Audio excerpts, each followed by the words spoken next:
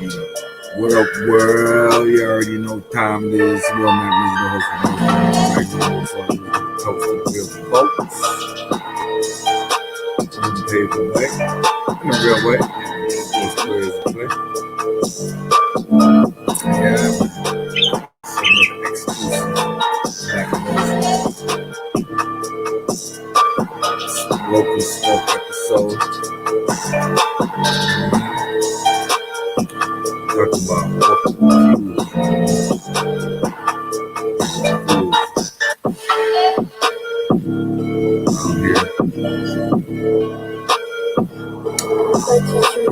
What's real, you know? Separate the real from the fake. So it's hard. It's hard if you don't know what it is, you know? A lot of people fool. Mess around. Put shits again.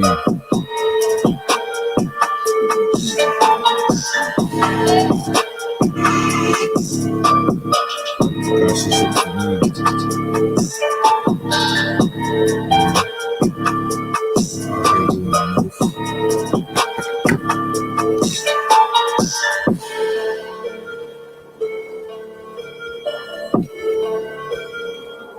Purchase your track today.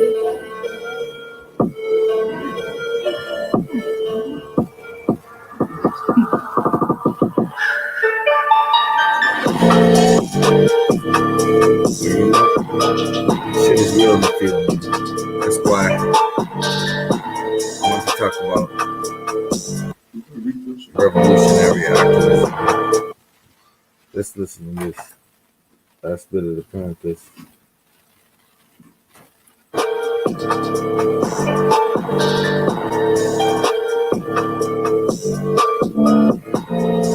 Judas and the Black Messiah. This is the last little bit, right? Purchase your track today.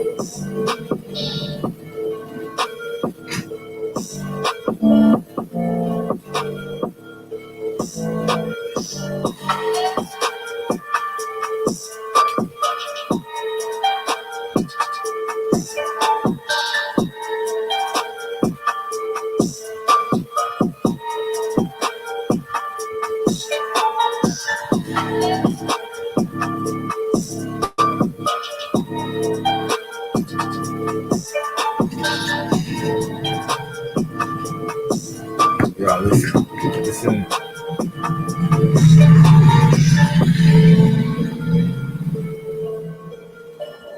Purchase your track today.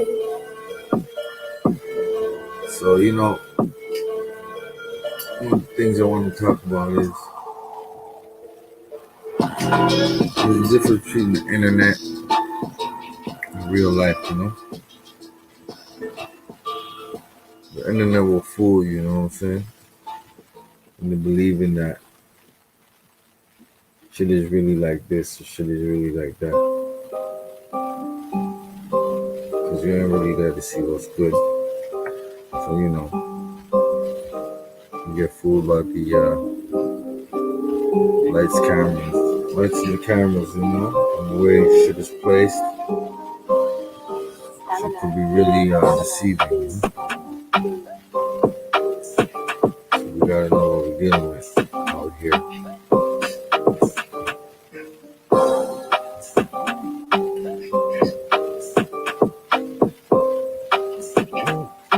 Purchase your track today. Well, you see, this is the last scene where they killed Fred Hampton, you know? He shot right through the door.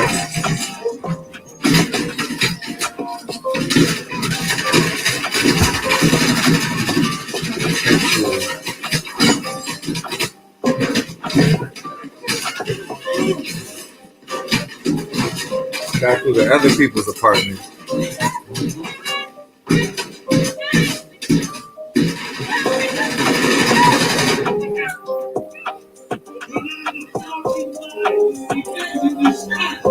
Crazy, man. Turn on the light or you get shot more. Investigar Black. Désolé, mes ingénieurs sont allemands.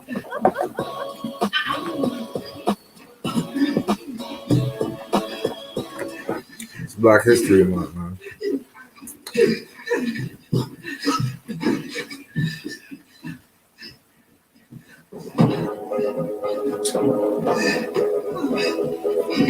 Check out the depiction, you know?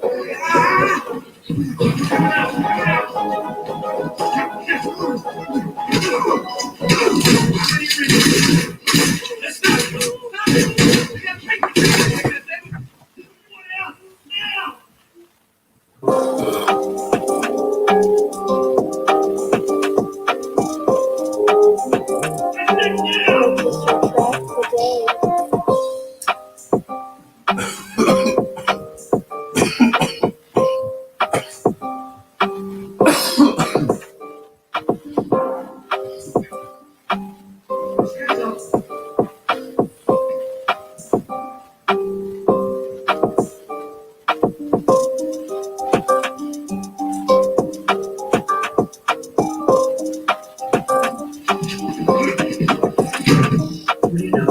I got work here.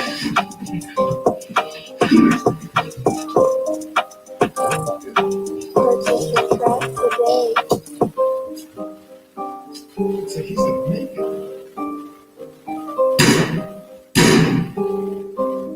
Let's go get that now.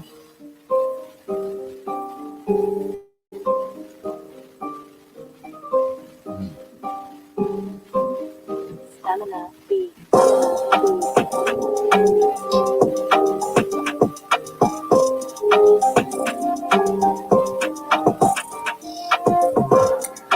They did this to a 21-year-old man. You know what I'm saying? He was a revolutionary at 21 years old. Not even lived 1 year as a man yet, full man. You know? So that goes to show y'all that we dealing with some sick and sadistic type of ways, man. You looking at it like, he lived such a great life as a revolutionary, and they robbed him of his childhood, man. He was young, you know what I'm saying? A lot of our people that we look up to, they didn't live a full life to have understanding, but they're ahead of their time in certain ways, you know. But still, man, you gotta really understand what it boils down to, man. They're killing young folks, man, because they have a mindset,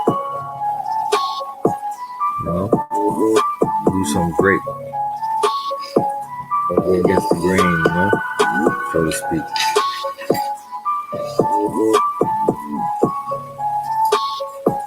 But to do that, you're public enemy number one, right? It's yours. Like, It's consistent. Needed.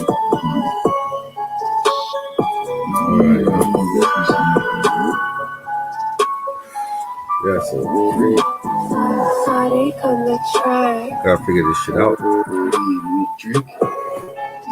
Ain't no 21-year-olds right now speaking like Fred Hampton. Let me get this stretch. But they're still dying at a young age.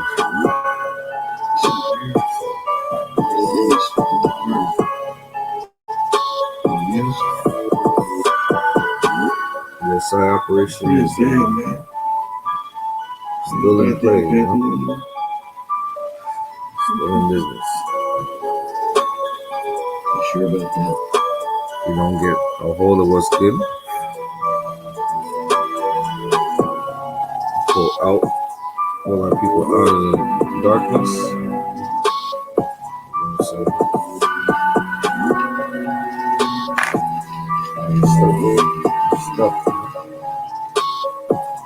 stuck out here.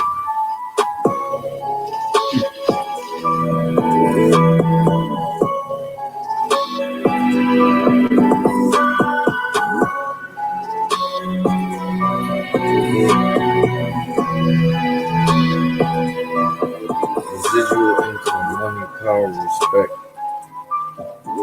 doesn't have to be at come and Nick is your try. next man.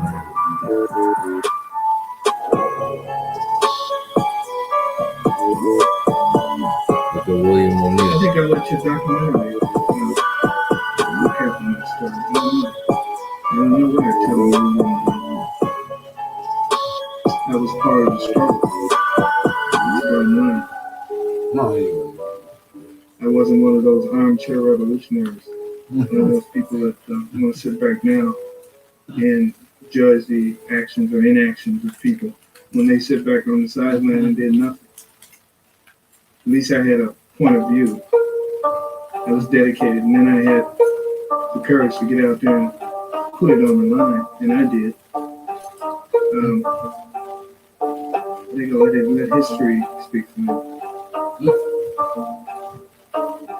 wow.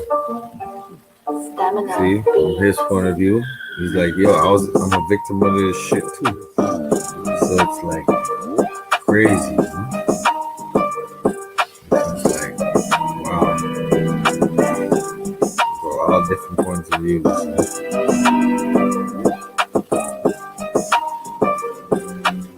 They paid him a couple $100. Told him, we won't charge you for stealing cars if you set up your bro. And he said, I'll take that deal. Reluctantly, but still, he took the deal. You know what I'm saying? It's like crazy. Purchase your track Remember today. this. Prayer is good. If prayer could be murdered while you slept, remember what can happen to you while you're on your knees facing that bed. Wow. You know where that comes from? Because from the depths of her soul. You saying something like that as a woman? You know how it is, man.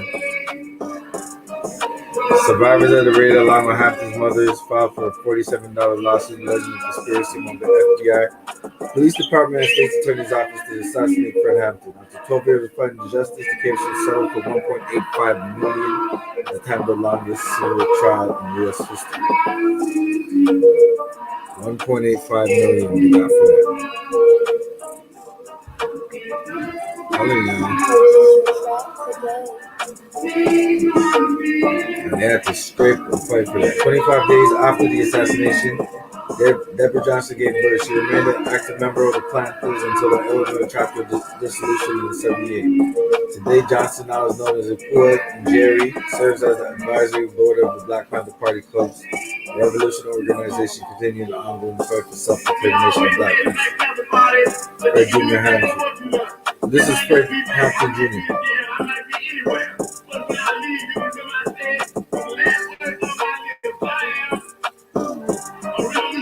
That's Fred Hampton.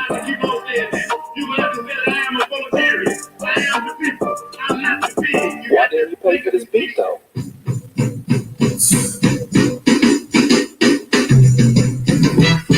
You gotta say, I'm the people, I'm not the pig. You gotta make a distinction. That goes for Takashi snitch ass, you know what I'm saying?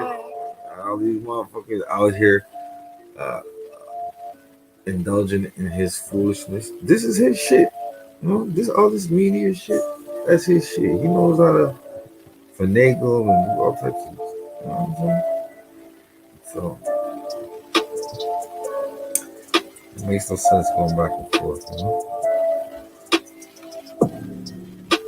Suck. You know what I'm saying? But y'all out there, when y'all think about that, that's powerful, man. The woman said, if Fred could get shot in his bed, think about what could happen if you're leaning down the side with your knees on the floor. Crazy. I just look at it like such a powerful message. Can't go unheard, you know. Fred did a lot of good, but he was only 21. Only 21, they cut him young. why these young sisters out here, they just grind it out. Stay quiet about this, which I don't blame them. But we don't see no Hamptons out here really pushing the message because I'm pretty sure at the height of what he was talking about, there was drugs around in the hood. But it was a new thing, new phenomenon. Oh, they come to try. So, yeah. It's kind of crazy.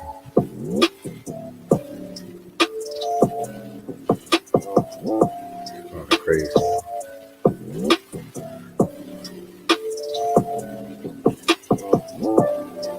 William O'Neill said, at least I had a point of view on this shit. I was an armchair revolutionary. And that's how he thought about the situation. You know what I'm saying? So, have you seen this video, right? Have you seen Takashi's sweater he's wearing? He's wearing Tommy Hilfiger sweater. And people know that Tommy Hilfiger said fingers, this and that and the other. Or no, he said he didn't want African Americans because he was wearing this shit. That's some racist shit. So we stopped fucking with him. We stopped fucking with Polo. This guy came to the court with a Tommy Hilfiger sweater on. You know what I'm saying? If that's not disrespect and backhand to all the black people riding with him, y'all foolish. Y'all don't see what's good on. You know what I'm saying? So I'm just feeling like, what can I say? We should be on a more intelligent path. You know what I'm saying?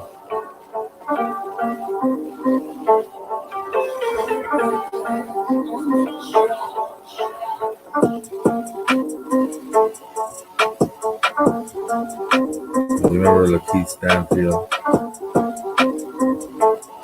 He had to get therapy after his role with Panthers. You know what I'm saying? So I was like, wow. Therapy?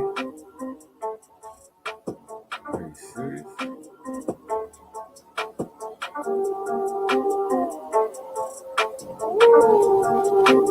Therapy is a serious thing, man. You know what I mean? So I was thinking about that, like, wow. He felt that bad about his role. You know what I'm saying? So I looked at it and I said, like, stumble upon some shit right here.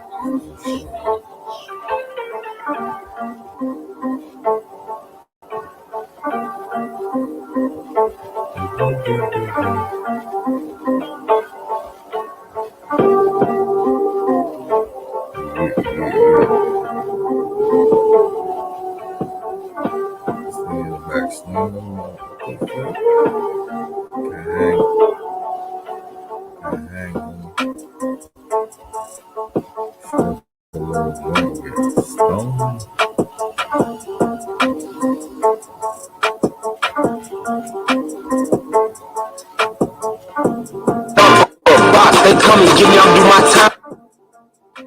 This is Lakeith Stanfield flexing his gun, pointing at Charlamagne's shoulder. After Charlamagne took it. Bitch and grow me some rock. And crazy E do drills for free, don't make them creep through your life. For a box, they come and give me, I'm.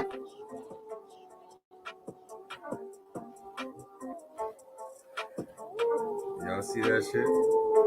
Lakeith Stanfield's going crazy, man. On some gangster shit, though. You might just roll up on Charlamagne. I never seen him act like that. This is Charlamagne. Who you think you're playing? Look at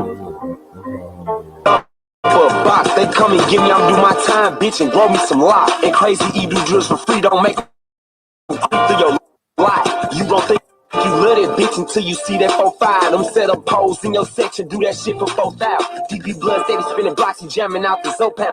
Yourself looking at Lakeith differently after the way he played this role, because he did it too well. Yo, you look, you still got beef. You look, you still got beef, Charlamagne. Is that was it? You look, you still got beef. Look at him sideways. Is that what was happening? I never had an issue with him. I do feel like he was born to play this role, though. Wow. The thing is, no. We're not having that. We're not having that. What it is, yeah? Charlamagne, what it is, yeah? With Lakeith, yeah? In this film, he makes the biggest sacrifice. Yes, in this he film, does. the biggest sacrifice. He does. And in this film, he's serving Chairman Fred. Because in order to show you what Chairman Fred is, you have to show him what he isn't. You know? You can't see the light without the dark. That's right. You understand? And he served that. And he put himself in the line. That's not his politics at all. You know? That's not how he feels at all. And it was really tough on him on certain days. I mean, he was really going through it. And for him to give, to not be aligned politically to O'Neal and still give it his all, and still human.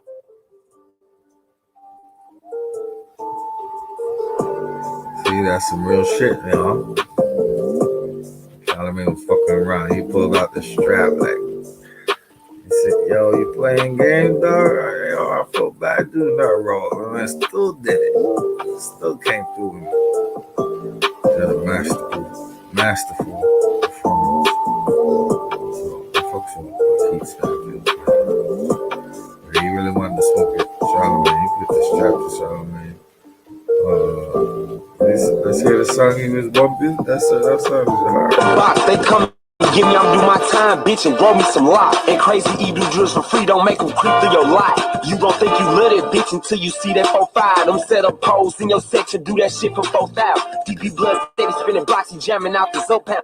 Yourself looking at Lakeith differently after the way he played this role, because he did it too well. Yo, you look, you still got beef. You look, you still got beef, Charlamagne. Is that was it? You look, you still got beef. I never had beef. Yeah, anyway, yo. Y'all gotta understand. Shit is real in the physical. What y'all think about what's going on right now, man? They said that there's new evidence that NYPD was involved in killing Malcolm X. After all these friggin' years, 50 years later, new evidence suggests. Yeah, man. I'm telling y'all, man. It ain't no joke.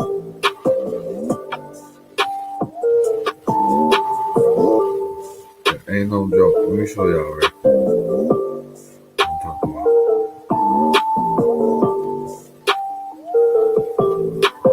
Sonic on the track.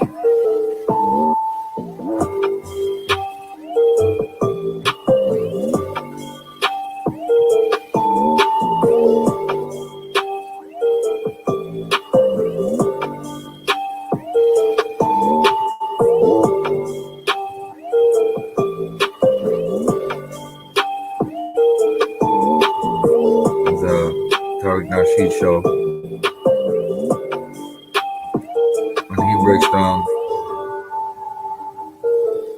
that there was somebody involved, a second accomplice, and they actually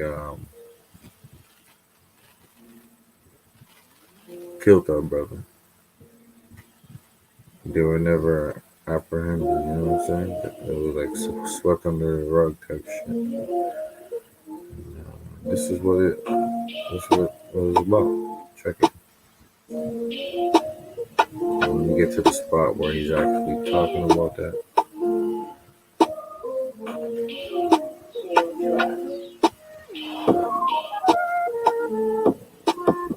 I'll start from right here. Let's go. Going to jail today. They don't play that stuff with the nonsense. They don't say it was too old. You understand? They don't play that game with them. I don't care how old you are. You still alive? Your ass is going to jail for being associated with that shit. The same thing should happen. We should demand the same thing with all these people who's connected to the FBI and the NYPD. You understand? Yeah, and people, Tupac's murder, and I still got some reservations about that. They make it seem like it was just something, because of that beef with, Trey and all those dudes, Baby Lane. But who made that seemed kind of organized. Yeah, that hit seems very organized, but it is what it is. It is what it is. We know Tupac's, his background. His mom was part of the Panther 21, and again, this Ray Wood, I think he was connected with that. I think this Ray Wood guy was even connected with Tupac's mother's case with the Panther 21 out there in New York. I think he tried to infiltrate that too. I'm thinking he had something to do with that as well. You understand? I'm thinking he has something to do with that as well.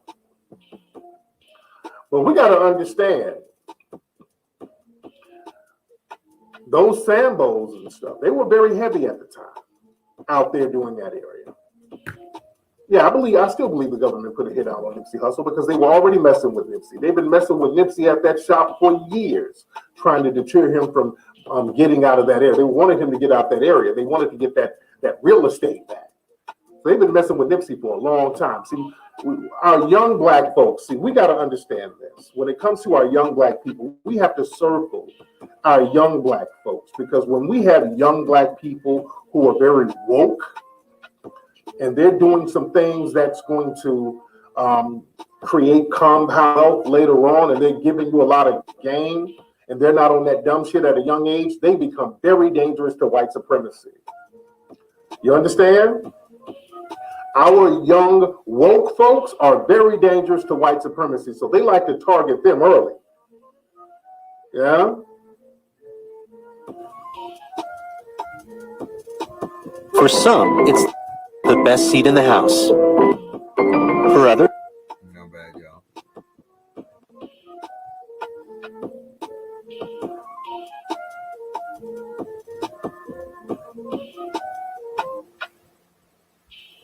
So with our brother Nipsey, Nipsey was going to be a problem when this brother was standing up to the LAPD.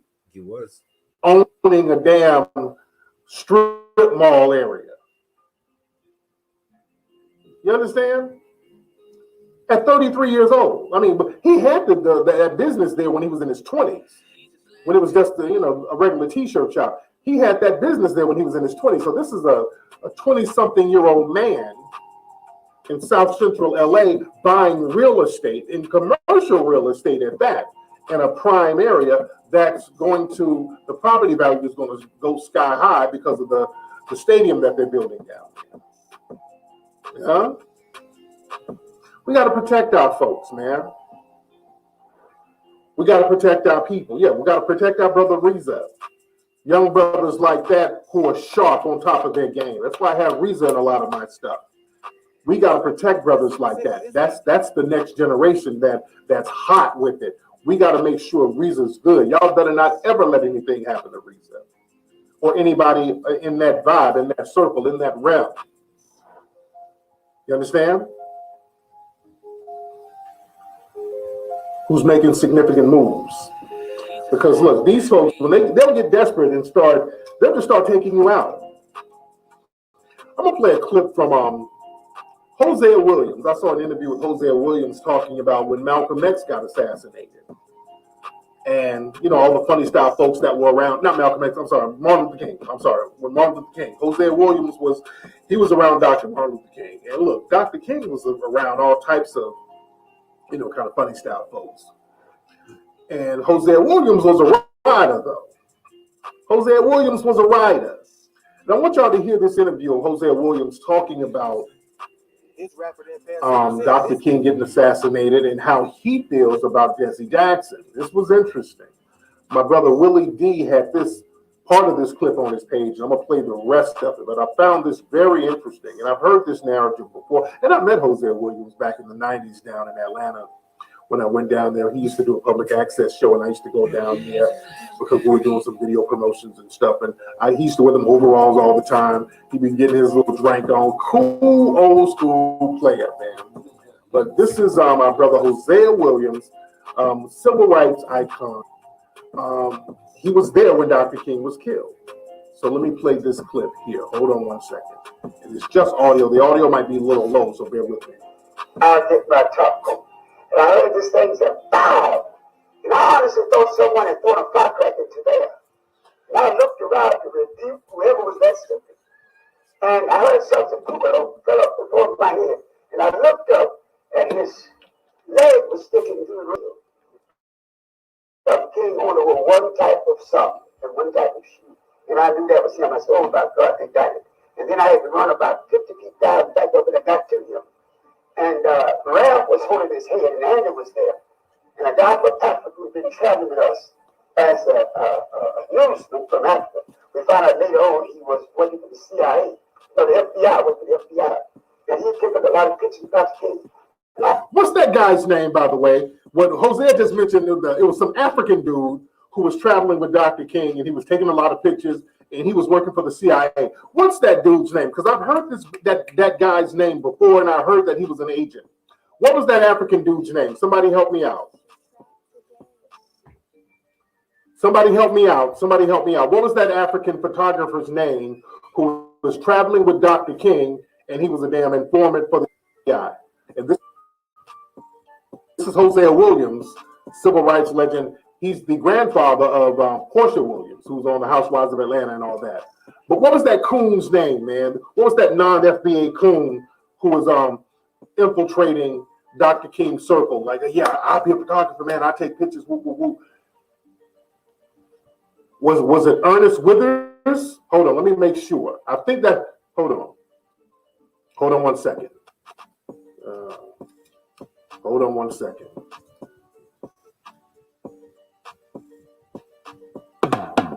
You're this close to sending your idea out into the world. Create something brilliant with the help of GoDaddy Guides. Don't stop now. Get started for free at godaddy.ca.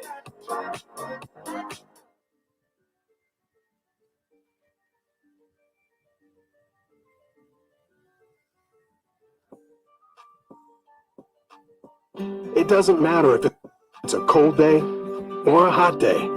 Either way, it's a work day. And what defines a work day isn't the weather, but what gets done. An industry leader in climate control, the Ranger EP.115 North Star puts your comfort in your hands, helping you manage any condition and tackle the task at hand, even if the task at hand isn't work at all.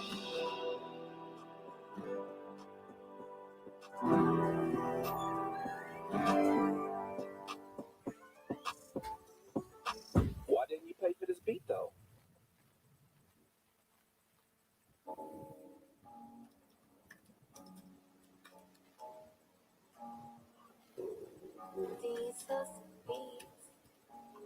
Okay, hold on.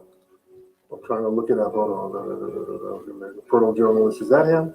Okay, that's Ernest Withers. Okay, hold on. Wait. What the hell was it? Is that him? No. This it must have been another one. Ernest. No, there's another dude. Who was the other dude? Was it Ernest?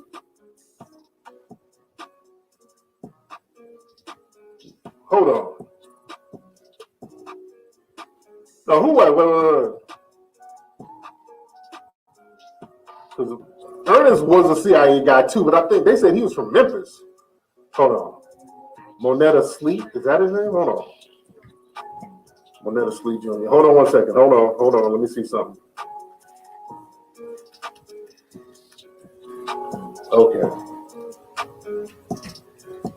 Okay, hold on one second. Press photographer.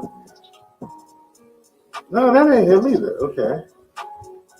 Okay, y'all just throwing names out here. Come on, man. Y'all gotta be right and exact. This guy's from Kentucky. Okay, no, it wasn't Moneta Sleep. It wasn't him. But Ernest was a COINTELPRO spy too. It wasn't Moneta Sleep because I'm looking him up and they say he was from Kentucky. But come on, y'all. I know somebody knows. Hold on. Hold on one second. I want to get that name now. Now I got to find that name. It wasn't Monetta Sleep Jr. It wasn't him. Yeah, it wasn't him. Even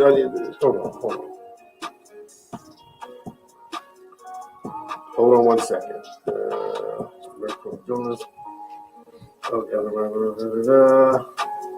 Purchase your tracks today. Okay, I'm looking it up now.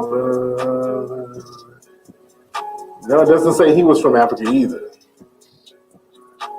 Okay. So cats are just throwing out. Y'all just throwing out random names without knowing. See, this is the thing. Joseph, like, was that it? Hold on. Elevation Allah might have it right. Hold on. Okay. Elevation Allah might have it right. Hold on one second. Okay, I can't find nothing on that guy. Now we got to find the name. Joseph Liu, is that the name? Is it Lau or Liu? How do you pronounce this dude's name? Okay, hold on. Okay, that must be the name. Okay, that's him. There you go. Thank you. Elevation Allah. Give him a round of applause. Shit. That's the name. It's Joseph Lau. That's him. All right. Elevation Allah got it. Okay. Elevation Allah got it. That's it. He was the one. He's South African. Yes. Joseph Lau. Thank you, Elevation Allah. Thank you, brother. Damn. But I knew somebody would know it. Y'all throwing out all these old crazy names. But yeah, this guy, Joseph Lau, he was the one who actually took all those pictures. He was the one taking all the pictures of Dr. King dead and right before he got shot. So this nigga knew.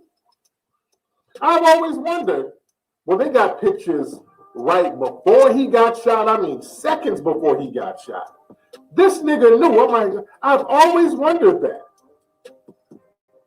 I'm like, wow, well, they got pictures all leading right up to the damn assassination. You know? So they got this, it was this Joseph Liu who took all the assassination pictures. He took all the assassination pictures. Yeah?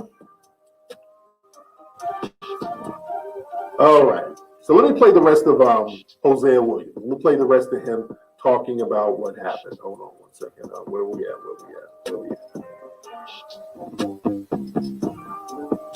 We need to talk. The world is changing and you're not. The truth is, I've met someone new. Break up with your POS. Upgrade to Lightspeed. Okay, hold on. Let's play the rest of it. All right, this is the rest of him. Hold on. The skin's in this one. All right, hold on. Later on, he was working for the CIA, or the FBI, working for the FBI. And he took up a lot of pictures of Dr. King. And I grabbed him and threw like this stuff, choking him. Because the better hit Dr. King right here. And went around and cut his medulla oblongata. And I didn't want people to remember Dr. King would have his face shut off. So Andrew Randy got a towel. And somehow or another, I took one more picture after I laid him into that camera. And it shows Dr. King down with a towel on his face. But I tell you, I was an expert gunner in World War II. When I ran on that belt, and I looked from whence that bullet had to come, the distance that bullet, and just could feel the wind going at me, I said, whoever shot that rifle was one of the best in the world. He shot one bullet. And I believe that Dr. King had moved to go back and get his shot, the bullet would hit him between the eyes. The bullet hit him right here. But what happened, Andrew laughed, so we were going to take him over to the hospital. Those of you get all the staff together. 3 of us saw it after he was shot. 3 SELC taking the staff member. And Abernathy and Hosea Williams. Those are the 3 that saw that body. Now this is that. So I got in the yard and I was about to lose my crew. Because I was thinking, if I could take some molecules out there and make me some guns and kill me some white folks. And one night when I be cool, we doing the same thing you probably said you never do. And I started crying, and then I heard Jesse Jackson say, he told me, Jesse, take our people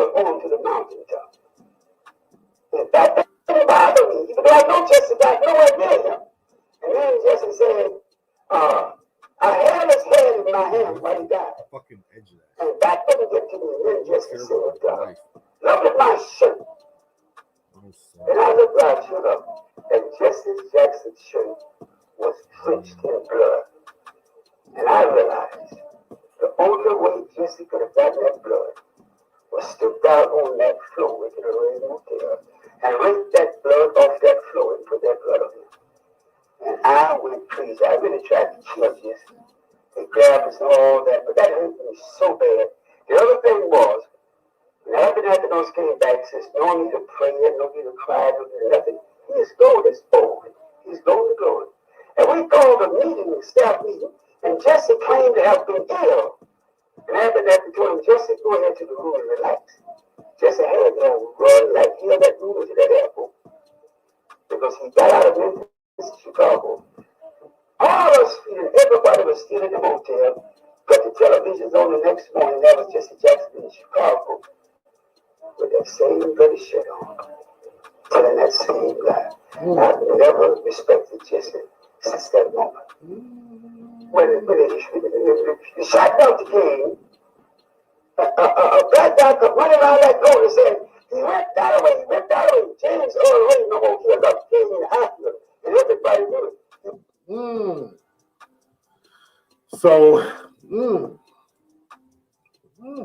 No. I'm just playing that to show, like, some of the ones who's giving it up, saying all the folks who are around were doing some funny style stuff. All the people who are around were on some funny style shit. And we've heard this before. This is something that's been said for years. This is something that's been said for years. And a few things that's very interesting. See, notice how even then, they were using foreign and domestic coons. They understood that the domestic coons are one thing, but you're going to have to get you some foreign coons too. This is very important. See, foreign coons and domestic coons are different.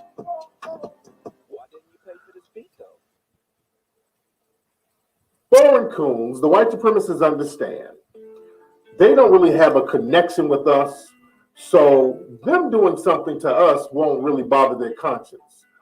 They understand. I want y'all to feel me on this. Feel me. The white supremacists understand. If you do something to your own ethnic group, your conscience is going to chip away at your ass. Your conscience is going to chip away at you. If you do something to your own ethnic group, you do something to somebody in your own lineage, and you see the effects of it, and then you have to live around that, that's going to bother you. This is why a lot of domestic coons, what happens with domestic coons, especially from back in those days, a lot of times they start doing all these deathbed confessions. You see? They start giving up the ghost. They start telling. Their conscience is killing them, so they get to telling and saying they spill the beans. And then when they start spilling the beans, the lawsuits start popping off. I mean, when William O'Neill, let's go back to William O'Neill, who the Judas and the Black Messiah is about. His conscience was killing him. At the end of his life, he did an interview, told everything, and then killed himself. You know, that bothers you when you're a coon to your own group and you do something so detrimental. Again, Darthard Perry. He was another FBA coon who was working with the FBI, and he was another person who he had some charges, and they said in exchange of getting out of this jail charge, we need you to start informing on these groups for us. After a while, and he in the early, like in the mid 70s, like 1975, he started telling me, like, look, man, I can't live with myself. Oh, Lord Jesus, what have I done? Lord, I was a coon. Yes, I worked for the CIA and the FBI, man. I done burned down the Watts Community Center. I infiltrated the Panthers. So he started telling. Yeah? This other dude, Ray Woods, who was involved with the killing of Malcolm X. This dude, he's telling now. See, the white supremacists don't like that. Yeah? Now this Ray Wood is telling. He didn't put out a deathbed confession. He lived like he's a coward. But his conscience, man, I got to clear my conscience before I go to heaven. Lord. I got to clear my conscience. You know? It's hard to live as a damn rat, man. Yeah, it's hard to be a damn rat. So the white supremacists understand the importance of getting foreign coons. Because if you get a foreign coon, they'll do all the dirt and they'll go to sleep at night and don't feel nothing. These ain't my people. And the white supremacists know this. This is why, again, people are so pissed off that Foundation of Black Americans are looking at our own ethnic group. This is why they're so pissed off, because, see, this stops a lot of the riffraff shit that pops off. Now that everybody who comes around us, we're checking their little paperwork now. We're trying to see, hey, nigga, let me look at your resume. Where you from, brother? So now we're checking folks' shit. We're checking people's resumes now. Yeah?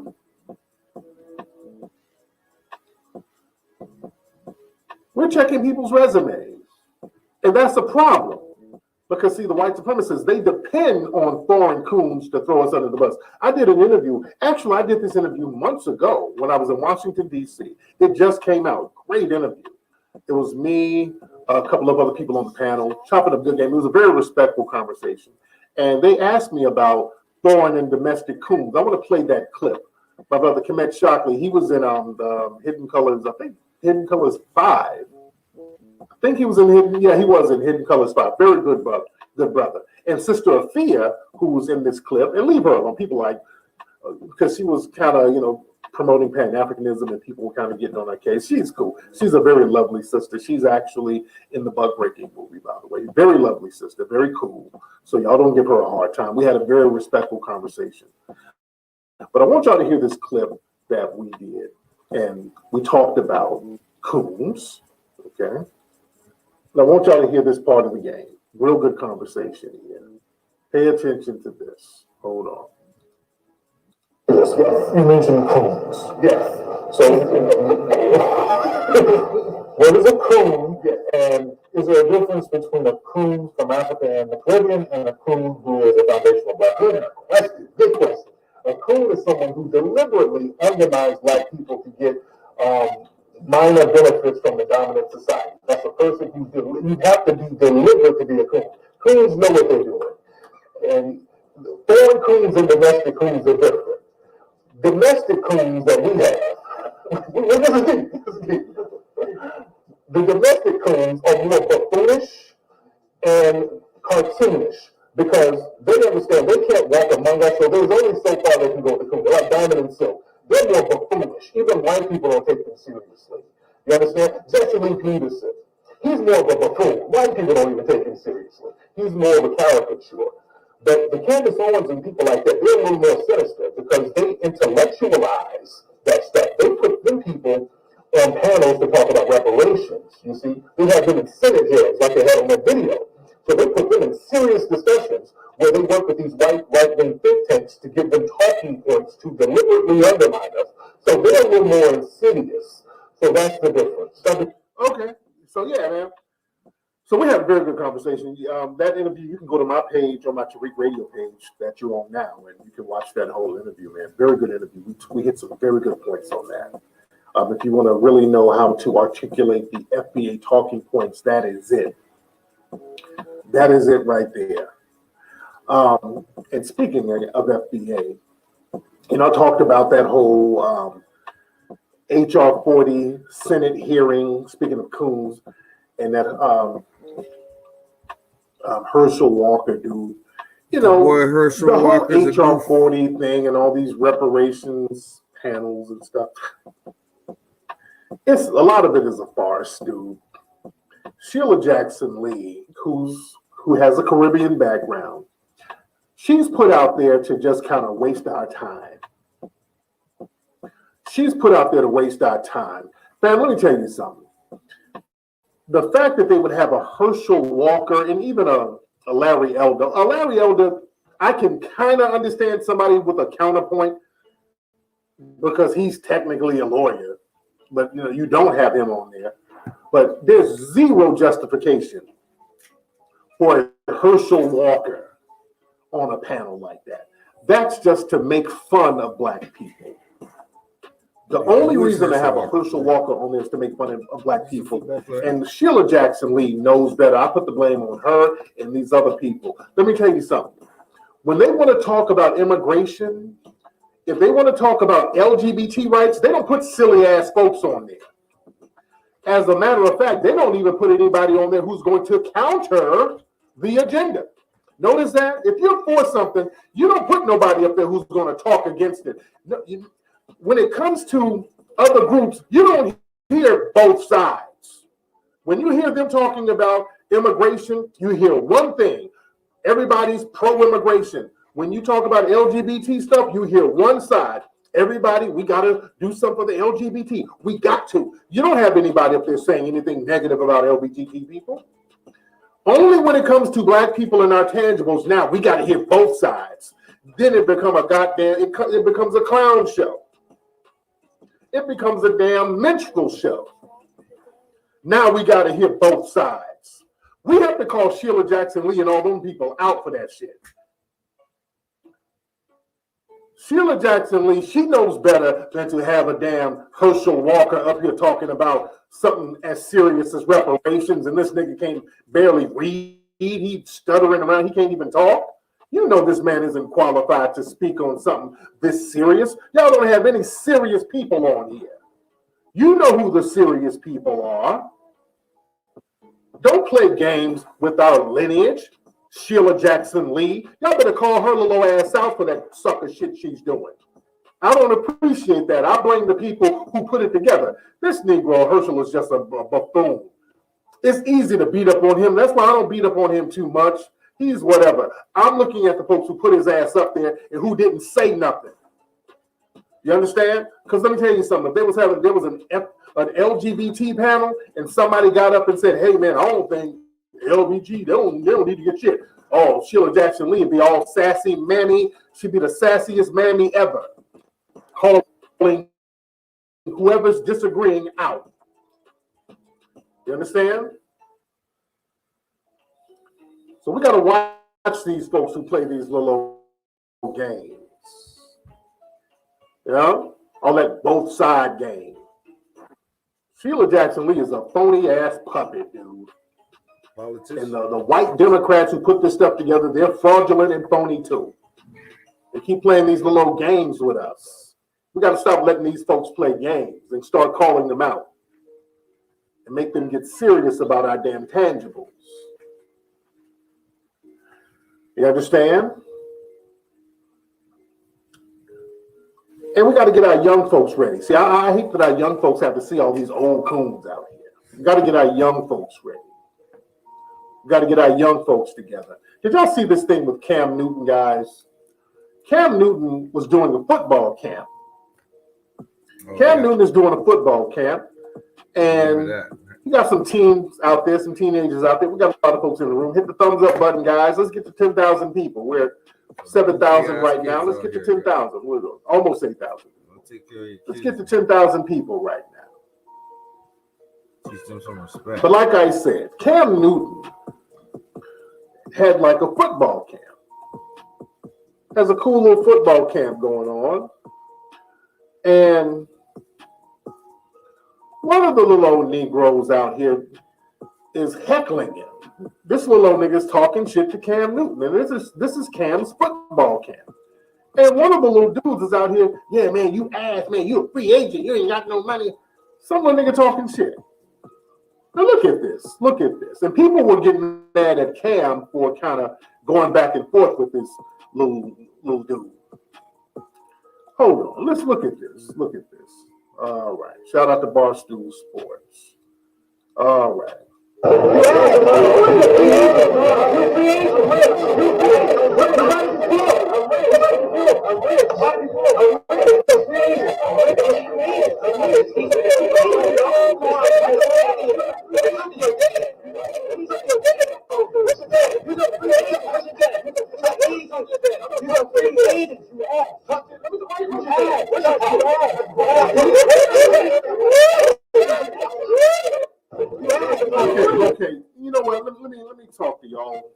let me get real on this shit right here, man. Look. And he was like, man, where's your dad? Let me talk to your daddy, man. Where's your dad? Let me talk. He's like, I ain't about to argue with no kid. Let me talk to your daddy. Look. You at his camp, man. You at this man's camp. Yeah, I want to see where this little old nigga's from. My thing is this. Who raised this little old dude? See, right there, there's a second video with Cam. Where's the second video? Is there another video?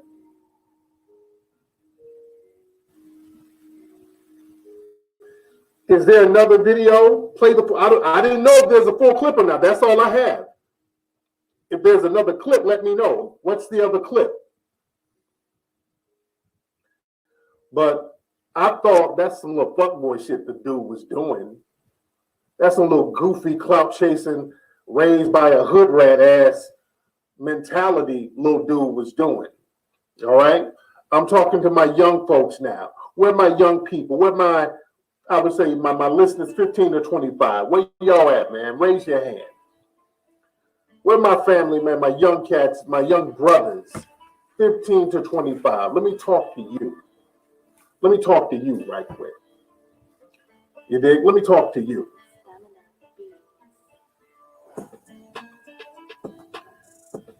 And if there's a longer clip, I would like to see it. I don't know if there's a longer clip. But look, Cam is doing a football camp.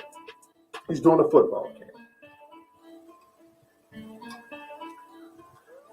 And if you're a young man, if you're a kid or a teenager, all right, I got 17-year-olds, 18-year-olds, 25-year-olds, 24-year-olds. All right, let me give y'all some game, family.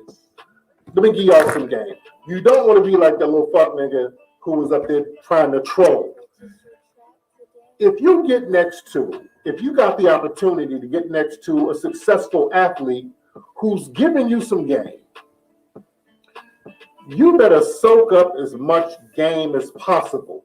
If you're that close to somebody who's a black person like you, who's very successful, playtime is over. You better be soaking up game like a man. When you get around another grown-ass man who's trying to give you some fucking game, soak that shit up. Man, when you get an opportunity to be around somebody who can lace you with something that's going to help you, somebody who can tell you how to move and shake in an arena that you want to get in, nigga, that's a privilege that you need to soak up, man.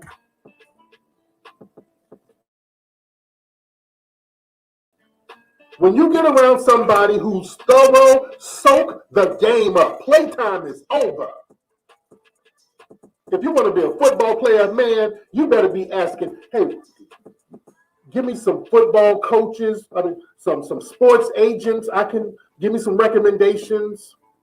Give me some recommendations on advertising agencies that I can start off with. Where can I intern at your spot where I can grab some more game?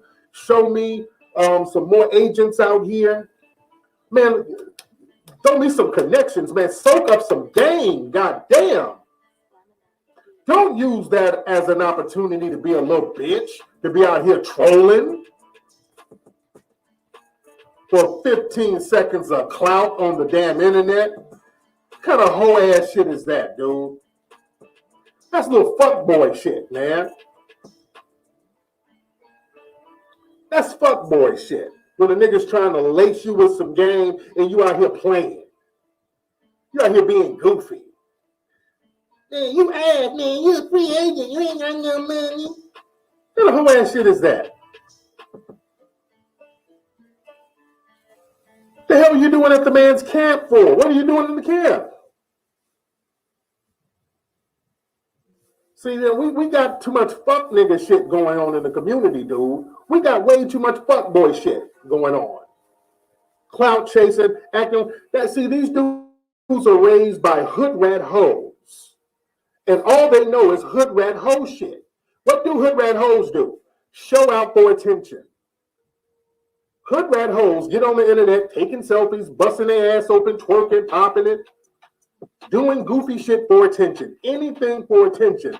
As a man, that doesn't work for you. I'm telling you, my young brothers, I want y'all to understand that. If that little nigga like that is your peer, don't be like him. Doing little clout chasing, attention whoring.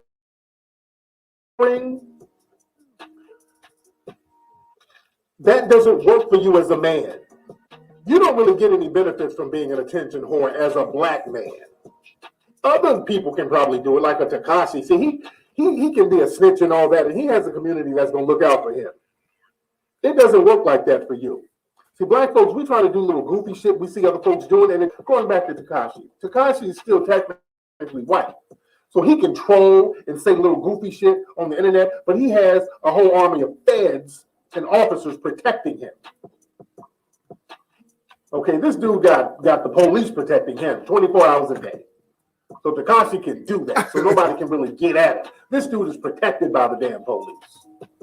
There was a dude out here named Block Boy. I talked about this before in LA. This is a little nigga in LA was trying to be the next Tekashi, a little black kid out here trolling, going into rival neighborhoods. Yeah, nigga, fuck the East Side Crip nigga, fuck them nigga, fuck 10 Town Block nigga, going to different people's neighborhoods, filming, disrespecting their block.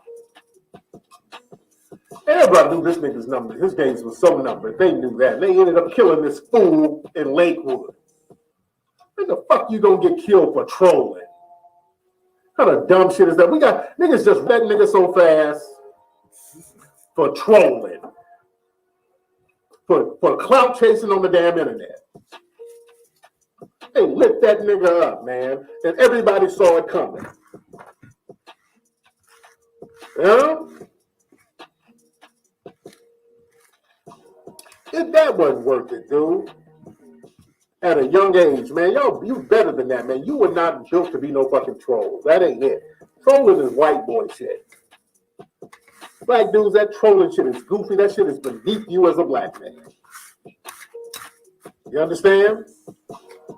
That shit is beneath you. And there's zero benefits from it, nigga. There's zero benefits from that shit. Just doing goofy nonsense for attention. Yeah? So, yeah, he was saying he was Puerto Rican. He might be, yeah, he might have been. It's the takers. I mean, this nigga, somebody's gonna light his ass up. We saw that coming a mile away. But I want my brothers out here, man, if you get around a brother, a grown man who's trying to lace you with game, you better step up and be in a position to soak that game up, man. The game is for those who are worthy of getting the game.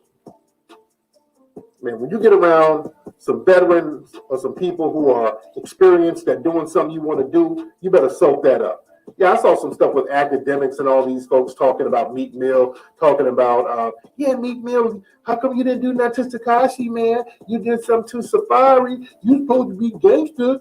Then, look, how are snitches trying to tell people what gangster is? How the hell are snitch niggas trying to tell people what the hell a gangster is supposed to damn do? How motherfuckers are you informants for telling somebody what gangsters are supposed to do? Gangsters are not supposed to walk into a trap. And clearly that dude Tekashi was doing, tried to roll up on Meek Mill, but all those cops around him, we know Tekashi is the feds. Tekashi is the feds. And yeah, nobody's gonna walk into an ambush. Yeah. Yeah, you gonna try to ambush niggas and try to bait them into clapping at your ass so that niggas can get a fair charge. Yeah, ain't nobody gonna walk into no fair charge over you. You ain't worth that. Nah, ain't nobody that dumb. Not for no weak ass. That's you don't even get no brownie points for that.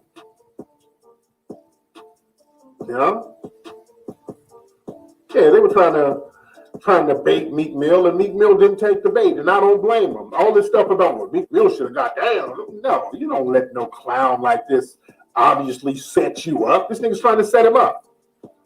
He tried to set him up. You don't walk in that trap. You don't let him catch you slipping. You catch him slipping. Yeah? And you catch him slipping. Huh? Nah. Somebody said they'll gladly do time. You dumb as hell if you're going to do time on a damn for a Fed? No. No. No, no, no, no. No. No. On a nigga who's setting you up? No. That's no. No, no, no, no. No. That's not how you do. When you got paper, when you papered up like that, you don't let a nigga set you up who's clearly setting you up. You don't walk into that damn trap. All right, nigga, I see you. Yeah, Tekashi didn't do shit. If that's the thing, what did Tekashi do? Tekashi just sat there yelling behind security, trying to bait Meek Mills to hit one of those damn federal agents that's with him. Those dudes around Tekashi, you better believe there's some damn federal agents around his ass. This nigga was a damn federal witness. Come on. You think ain't no federal agents around him? So if Meek Mill was to sock one of them dudes, you'd have socked a federal agent. You know one of them was a federal damn agent. You ain't about to walk in that trap. You know that's a trap. No, you don't walk into no. You don't let them provoke you into doing something, and you see that's what they're trying to do. Yeah, Meek said he was going to touch Tekashi. Well, Tekashi just ran up and just barked at him and didn't do nothing. No, Tekashi barked at him and didn't do nothing. It wasn't like they were about to catch a fair one. Yeah? Man.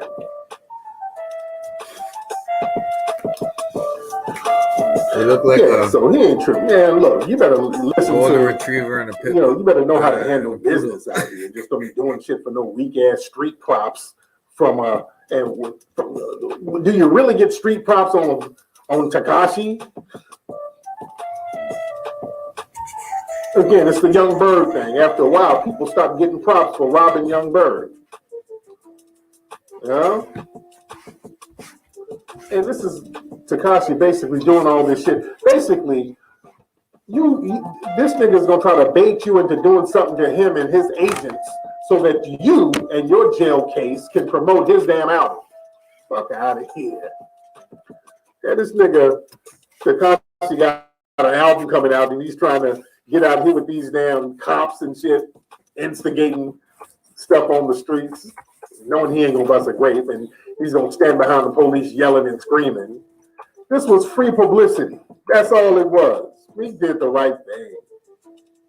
And then you catch him slipping. You catch him slipping. You catch Tekashi slipping if you gonna catch him slipping. Yeah? Man. But that is what it is. But again, my young cats out here, if you get around some veteran, somebody who can lace you with game, get that game, man. Don't be out here trolling and being bitch made, man. That's a sucker move. I put up a video of I'm not gonna play it because sometimes YouTube trips when I play videos of children, but there was a white couple and they had a little black girl who was about 2 years old. This is a baby. And they had some tap shoes on, and I posted the video, and my caption was real vague. I said, white family adopt a black child and gave her tap shoes. That's all it said. And a lot of people, the shit went viral, and got a lot of hits on it, and a lot of people felt a certain way about it. A lot of people felt a certain way, and a lot of white people were jumping all in my mentions, complaining, oh, this is racist. What's wrong with a white family adopting a loving child? What's wrong with that? Hold on. Damn mosquitoes in my damn office. All right. But what's wrong with a white family? Obviously, her dad didn't want her. They love saying shit like that. They love saying little sucker ass stuff like that. And there was a debate about black people having reservations about white people adopting black children. having a big debate about that. A lot of white people are crying foul. Oh, these kids need a loving home. Racism goes both ways, dude. Racism goes both ways. There's nothing wrong with teaching a black child how to tap. Family, listen. Black people should have reservations about white people adopting black children because y'all have a very bad track record when it comes to black children. Y'all get black children and y'all do all types of weirdo things with black children. Y'all have a long track record in doing that stuff. Yep, that's a fact. So we're calling that stuff out as we should. And a lot of white people are crying foul, but the thing is, white people be doing stuff like this and then wonder why we got questions like this right here. This little girl right here, and it might be a little girl. We never know with them. But she was adopted. Here's her white adopted parents. They got her in a damn cotton field. First of all, these old dresses and stuff they be putting on these kids. I tell y'all, they dress these babies like slaves. They got her in a cotton field picking some damn cotton. I posted this years ago. This is actually old. They adopted this. She's 8 years old, sweet little girl, and they got her out here picking some goddamn cotton. And y'all think we ain't gonna say nothing? See, yeah, white folks hate to be checked by us. They hate to be called out for the little slick stuff they do. They do a lot of slick shit with black babies. They do a lot of slick stuff and then try to say we're reverse racist for calling them out. Here's another video I posted earlier. This white man talking about his black daughter, his black adopted daughter, and all the racism he gets from black people. Now listen to this. They always try to act like they're the victims. Listen to this, because they get called out. Listen to this. His lying ass. Listen to this. Hold on. Where we at?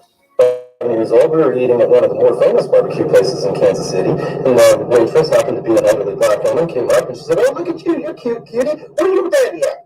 She goes, "Well, he's right there." She goes, "No, I mean, you're a real daddy. Where your real daddy at?"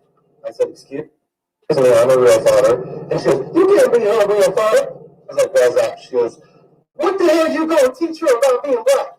What the hell you going to teach her about black culture?" Needless to say, we got to the car, and I got to explain to a very upset little 7-year-old girl what the woman meant. I wasn't her real father, and I wasn't going to be able to teach her about being black. And I would like to say that was an isolated incident, but in the 12 years since that happened, we've experienced plenty of racism, almost exclusively by black people. 7 years old. Okay, so whenever black child is being raised by this asshole, he's raising the next Candace Owens. Okay, he's raising the next Candace damn Owens. You can imagine what goes on in the household with this asshole. First of all, I don't believe the black woman was talking in no damn plantation slang. Who your daddy? Who is your daddy? Who your daddy is? They always got to put all this extra stuff on. I don't believe no sister was talking like that. He sounds like the damn alt-right. Yeah. So yeah, black folks got questions. He probably saw him doing some funny style shit with the kid, and the sister walked up and said something. See, we got a right to do it. We got a right to do that because y'all have a very bad track record when it comes to black children in the dominant society. You guys have a horrible track record of rape, abuse, murder. Y'all do all types of stuff to black kids. Now, the flip side, what's funny, when a black person adopts a white kid, they go through all types of stuff. And black people don't have a track record of abusing white children. Black people don't have a track record of that. Let me tell you something. Black folks who adopt white kids, they get harassed daily. They get accused of kidnapping the white kid all the time. Here's a sister who has several videos. She was a foster mother to like a few kids, and one of them is a real white kid. Everybody say what's up to Ola. Shout out to Ola. So she got a white kid she adopted. And listen, she got cornered in in a Target restroom. Some white women cornered her. Hold on, listen to this. Hold on. Okay, story time. So here is one of the things that you absolutely cannot do as a black mom to a white child. You thought that was funny? He thought that was funny. Okay, so one day we are in Target, okay? Not right. No, we're not in Target right now. But one day we in Target, so he's potty training, right? He has to go to the bathroom really bad. So he cannot hold it. Oh, no, I gotta use the bathroom. So I pick him up and I bolt to the bathroom, okay? Imagine me running with a 2-year-old, just running through Target, right? Oh my gosh. Oh Lord, like, you can't do that. So I am like, so we finally get to the bathroom. He uses the bathroom or whatever. Of course, I'm getting him cleaned up and getting ready to come out the stall. When I'm coming out the stall, I see 2 women, not 1, 2, standing in front of the door. I didn't really think anything of it, but I just thought, now, we are coming out the stall. There's 2 women standing there at the door. I thought they had to use the bathroom. I wasn't thinking that they were in there because of us. So I proceed to go to the sink to wash my son's hands. Okay. So as I go to the sink, I see the women start to kind of box me in. So I'm looking around like, what's the problem? Again, not registering. So the next thing I know, the lady said, grab her. Grab who? Grab me? Don't grab me, because you get ready to get beat up. You get ready to get beat up. Like, what is going on? I'm thinking I'm getting ready to get kidnapped with my own son or get robbed. Now we're kind of shuffling and scuffling back and forth. I'm trying to figure out what my toddler is. I heard one of them yell out, security is on its way. Then it registered to me, oh, they think I'm trying to kidnap my son. So now me and the lady, we kind of pushing each other back and forth. And she about 55 or 60 years old, right? So I hear my son like yell, mommy. Now he's like a little bit away from me. And I'm thinking that the other lady who looks about 35 or 40 is getting ready to grab him. So at this point, I had to do what I had to do. I pushed her ass down, okay? Now she lays on the floor. She hollering like I just killed her or whatever. I run over. So the other lady goes over there to try to aid the lady that's on the ground. I goes, grab my son with this. I'm leaving out. The security is coming in. Okay, all right. So yeah, so basically, the sister was fighting these white women. The sister, she had to fight these white women because she adopted this white kid, and they run up on this woman on a regular basis. She has other videos talking about what goes on, and they got this myth that, well, if y'all black folks took care of your kids, we wouldn't have to adopt them. Let's be very clear. A lot of black people who have children in foster care, their children are taken against their will, because a lot of black families, you got somebody in your black family who will take in children. So black people are usually, there's somebody in the family fighting to get these damn kids. You understand? When they get these children, people in the South, they know that they can get away with a lot of stuff with black kids. They know that the white supremacist codes, means that when you harm a black person, a white person is not supposed to be reprimanded. They know this. That's why Devontae Hart and his family, when the little black boy with those white lesbians, when him and his siblings were adopted by these white women, they were constantly abused. They were constantly abused, and the child services didn't do nothing. And we found out that the biological family members were trying to get custody of those babies. You understand? They sit up and talk about, well, the black people be abandoned. No, we don't abandon our kids like that. What's interesting, do y'all know all the white children that's in foster care right now? Foster care system struggles to keep pace with opioid epidemic. It's flooded with white children. Dude, the foster system is flooded with white kids. Y'all don't really understand the gravity of the meth problem and the opioid problem. Because of the meth and opioid, they just never talk about that in the media. They don't talk about it in the media at all.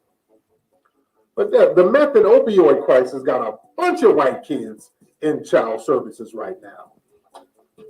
They don't tell you this. They got you thinking it's just a bunch of black babies. No, it's a bunch of white kids in child services. See, but they get the black kids because you can do things to the black kids. See, not only you can, you can take care of your personal perversions with the black kids. And also what you can do, you can use them after you got them in your house, indoctrinate them. You can throw them out in black society and just have them undermine us. See, they can use them as useful tools. So they can get a lot of knowledge out of a black kid. You understand? Especially a black foreign kid. Because see, you get a black, that's why a lot of them, when they adopt black kids, a lot of them are foreign. You understand?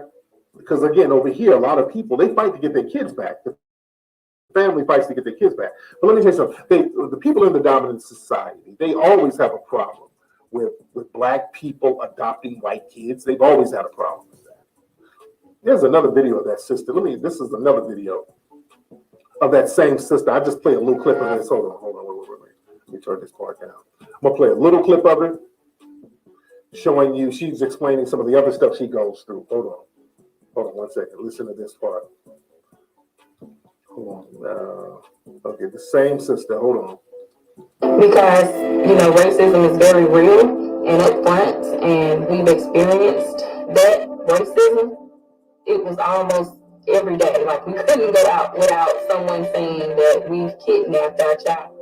I remember at one time we were in like a department store, and this guy came up and started taking pictures.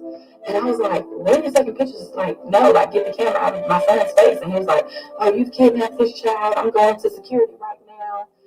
Security came over, and I'm like, "Are you kidding me? Like, this is my son." Okay, so anyway, yeah, I've heard stuff like this a lot. People with black folks with white kids, white folks go on alert. Crazy, huh?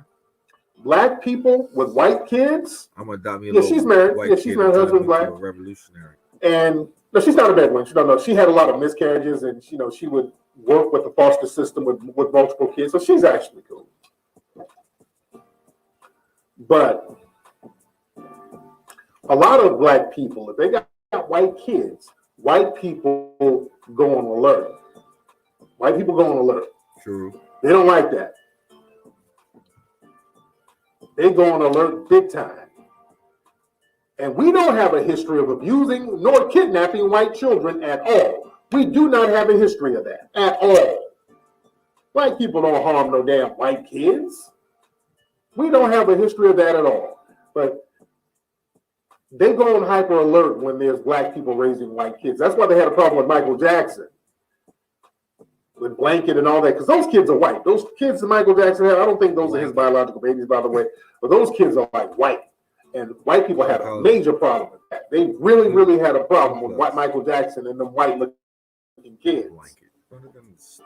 They had Gloria Allred and all these people filing, all types of suits against Michael Jackson and all types of charges on him, trying to get those kids taken away. A lot of y'all might not remember that.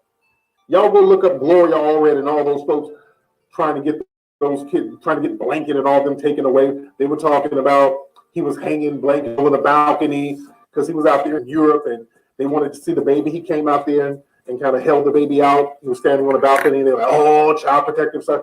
Oh, he put the child in danger." They were just doing all types of shit. Talking about he put the child in danger. Stop it.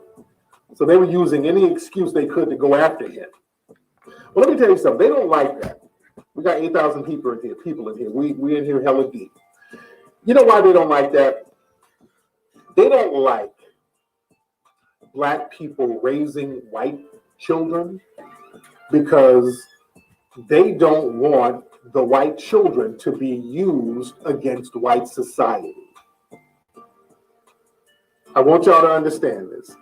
They don't want, because they understand what they do to black kids. They know that they use black kids against black society. And they know the reverse can happen. See, what they do, they project their own fears of what they do to us. They project that onto us. Yeah, I want y'all to understand where I'm coming from here. They don't want to raise a white kid who's going to be on code with us. Because whoever nurtured you all your life, you're going to be on code with that person. You're going to look out for that group of people. Whoever raised you and nurtured you, on a subconscious level, you're going to be on code. Listen to me. Feel me on this. You raise this white baby up. Yeah, the trick baby effect. Yeah. You raise this white baby up, and then you send that when he grows up, he goes out into white society and blends right on in white society and hears all the shit that white society says and does and start bringing those secrets into black society. See, that's a no-no. Part of white supremacy is to keep valuable information away from black people. And white people generally understand the codes and the rules of that. White people will get in trouble with each other if they're sharing too many valuable secrets and valuable information and constructive information with black people. That's a real big no-no in white society. I want y'all to understand this. Black people, when you walk in a room, and this happens to me all the time, I mean literally all the time. If I walk into a room and there's white people, especially having a meeting somewhere talking, I don't even have to know them. They'll be quiet. They'll just shut up. When black people just get close to them, they'll either be quiet or they'll start whispering. This is instinctive within white society.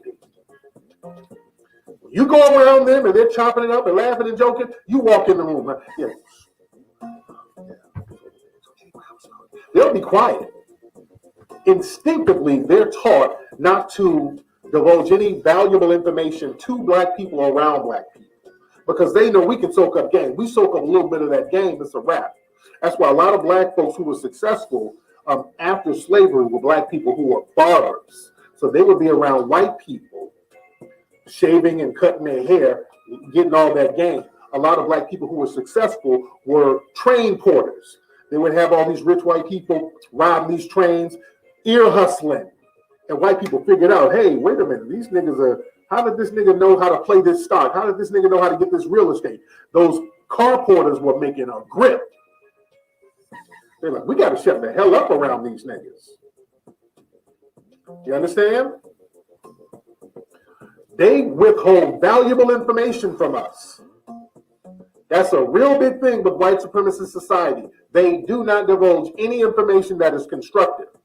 All the good game they like to drop, they drop it on their folks. But when it comes to us, they don't want us to know nothing. So if you got a white kid who was raised by a black family, sitting around white folks skinning and grinning and getting all that game and finding out who the racists are, finding out who's on these grand juries, finding out who's the racist sheriff. Oh, you can that's a problem in white society. You understand? You understand what I'm saying? So yeah, they get hypersensitive when they see a black person raising a white child without white supervision. They want to see if they see you with if they see a black woman with a white child, she has to be dressed homely so they can be like, oh, that's just the nanny. You understand? If a black woman is with a white child and she's dressed in like a burlap sack or just some bullshit ass clothes, they ain't got a problem with that. They know that's just the nanny or she's the maid. What the hell? But this sister probably dolled up a little bit. She probably had on some little fly clothes and like, hey, wait a minute. Who's this uppity nigga with this white baby? Oh, we got an uppity nigga with a white baby. There's a problem. Yeah?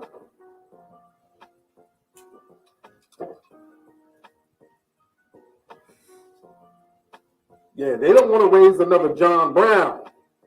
You understand? See? They don't want to raise another John Brown.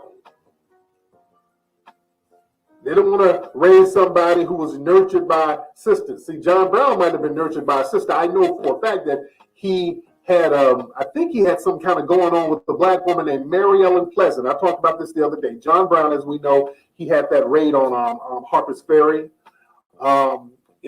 His raid was foiled.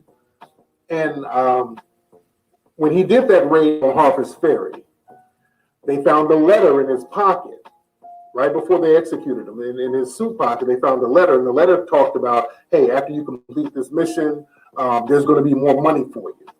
And they didn't know who wrote that letter, and they were looking for the person who wrote that letter, because anybody who was connected with that rebellion, they were executing. So they assumed that the letter was from some rich, white, northern abolitionist. So they were kind of snooping around all the white abolitionists. They did not know that letter was from a black woman who was a millionaire. It was a rich black woman named Mary Ellen Pleasant. And he liked her. Some historians said they kind of had something going on. I don't know. But this rich black woman who was enslaved at one point, she got out of slavery, moved to the West Coast, and just got a gang of money, lending money. And yeah. Mary Ellen Pleasant was one of the richest women in California. She came out here during the gold rush, and this sister was low-key getting all types of money. She was a real fly-ass sister who was, she was stacking her paper up. She gave him $45,000 for that raid because she was against slavery big time. She wanted to end slavery. She was secretly giving money to folks. She gave him $45,000, which was $1 million at that time. That's the equivalent of $1 million at that time.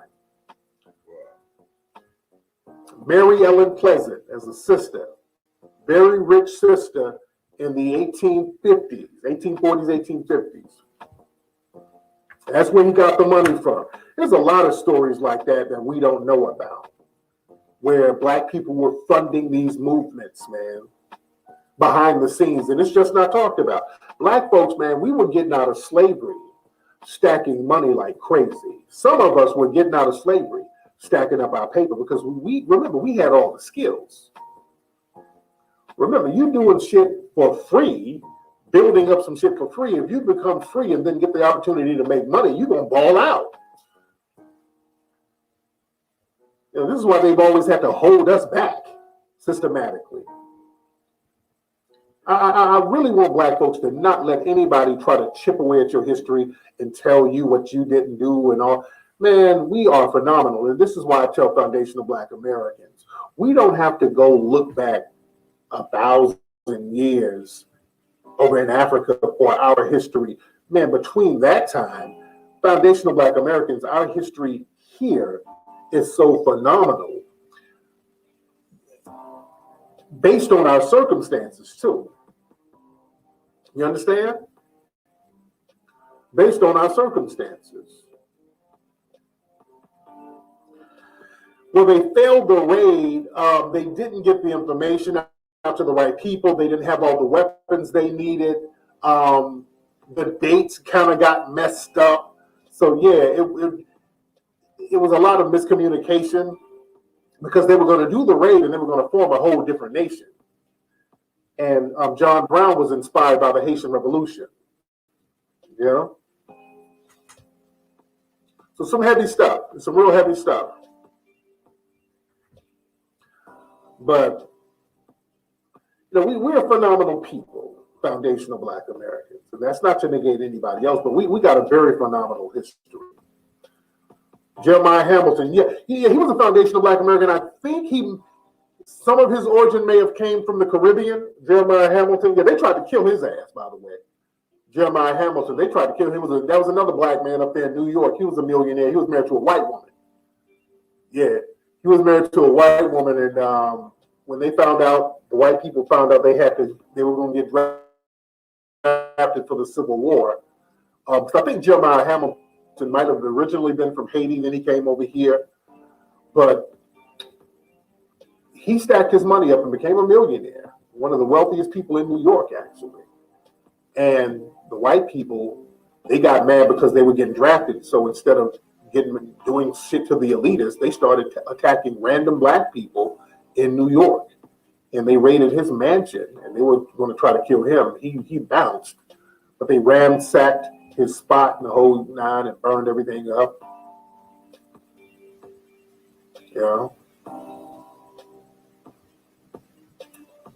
So again, there were a lot of black people doing some real phenomenal things. And white people, the white supremacists, they've always tried to sabotage it.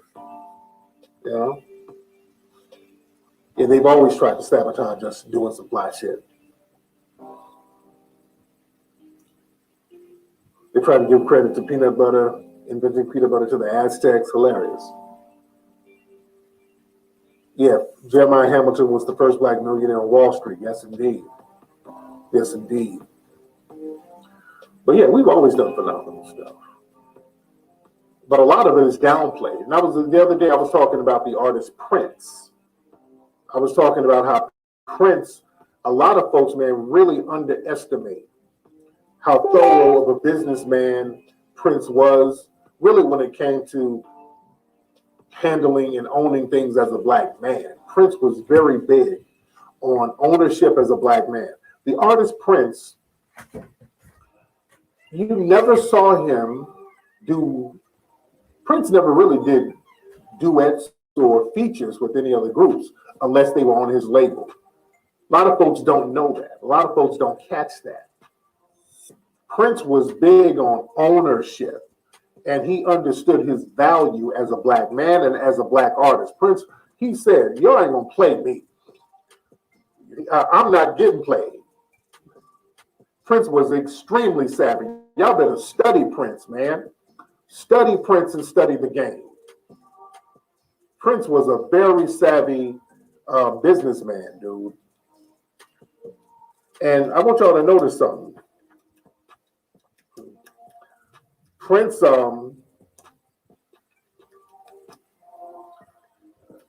when Prince did interviews, Prince would try to do interviews mostly with black establishments. I want y'all to notice that. They always talk about Prince didn't do interviews because he was shy. No, that wasn't really the reason. Prince really wanted to do interviews. If he's going to give that intellectual property to somebody, he really wanted to give it to as many independent black outlets as he could give it to. So he would do interviews with BET. He did interviews with other outlets, rarely, but he really would do a lot of interviews with black outlets. Really study Prince. He did Tavish Smiley a few times, Arsenio a few times. Even when Arsenio did the most recent incarnation of his show, Prince went on there. You understand? He went on Arsenio, yeah. When Arsenio's news show was kind of struggling in the radio, Prince went on. Prince did some stuff with the Africa Channel. I remember that. But yeah, Prince was a rider. Where's that interview? He said, "Look, I'm not getting played. Hold on. Where's this interview? This is the one he did with Tavish. One of the interviews he did with Tavish Smiley. Hold on. And go into a situation expecting someone to play you or to diss you or to act a fool in the process. But if in fact that does happen, how then does the artist, for example, protect himself even? Well, I can't be played. A person trying to play me playing themselves." And that's on Mary Had a Little Damn Lamb. When Prince said that, he meant that shit. Prince, like, you cannot play me. You play me, you're going to play your damn self. I'm not getting played by none of y'all. First of all, Prince did not give his voice or intellectual property to anybody unless he got a real thorough deal going. He wasn't just giving up his intellectual property like that. That's why he had a problem with Warner Brothers. Warner Brothers wanted to play funny style with his earlier records. He said, "Okay, this is what I'm going to do. Since y'all say I'm contractually obligated, motherfucker, I'm not Prince no more. My name is a sign. I'm a illegible symbol. I'm a symbol that you can't even pronounce. You dig? I am a symbol that you cannot pronounce." That's how I'm getting down now. And I'm going to go independent since y'all want to play games. I'm not recording for you no more. I'm not giving you shit. I'm going independent. And when he did MPG Records, he wouldn't got a deal with a brother named Al Bell, who was black. Al Bell used to work at Stax Records.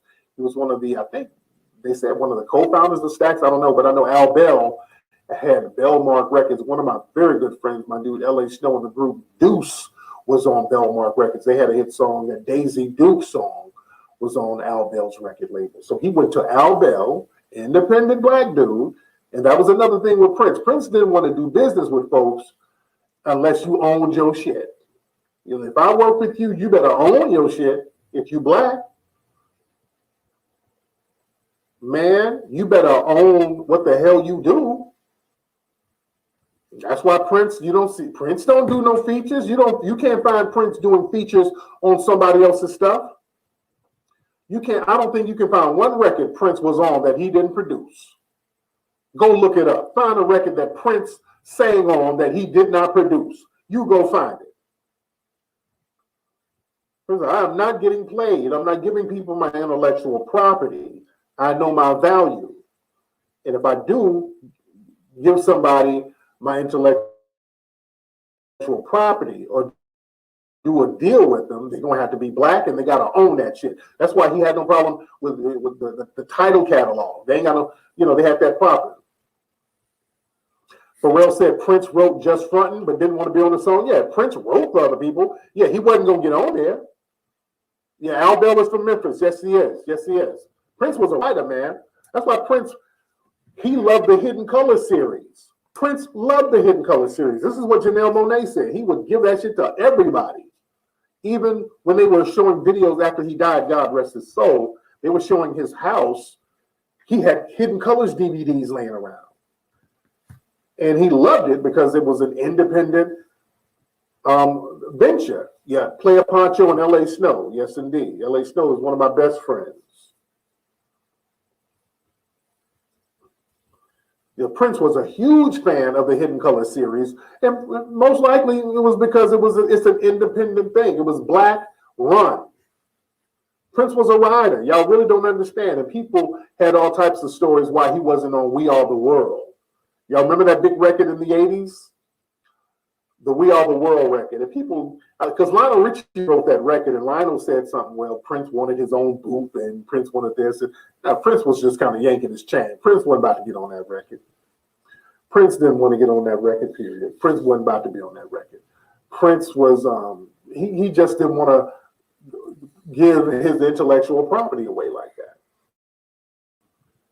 Prince understood, no, I'm not going to give somebody my voice and they just do what the hell they want to do with it. You know what I'm saying? And I don't have, and it's basically the same old white execs having ownership of my property, because Prince saw what was happening to all those artists in the 50s and 60s. That's why Prince would go back and do deals with Marva Staples singer. What's her name? Is it Mavis Staples? Yeah, Mavis Staples, that's her name. He would do stuff with George Clinton, do stuff with Larry Graham and all of these people.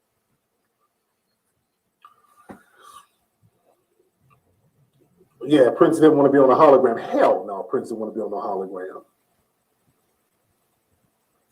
Prince was a smart dude. And again, he was very woke. I talked about this clip the other day. He wasn't on We Are the World. Now, it was some kind of award show where they were all on stage singing We Are the World, and Prince was on there. They had him in front. They made sure they put him in front. They wanted to ride there because Prince was the shit in the 80s. So they really wanted to get some of that Prince clout. So Prince wasn't even on the song, but when they were singing it on stage, they had Prince front and center.